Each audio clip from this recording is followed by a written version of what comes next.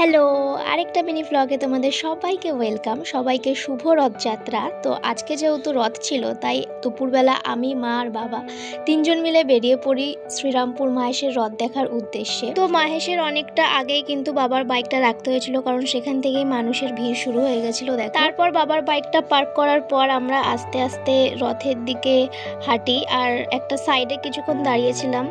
অনেক মানুষের ভিড়, এখানে র্যালিও বেরিয়েছিল। শুধু যে এখানে শ্রীরামপুরের মানুষজন আসে তা নয়, অনেক দূর দূর থেকে মানুষজন আসে শুধুমাত্র জগন্নাথের দর্শনে। আমরাও প্রতি বছরই যাই, এবছরও গেছিলাম।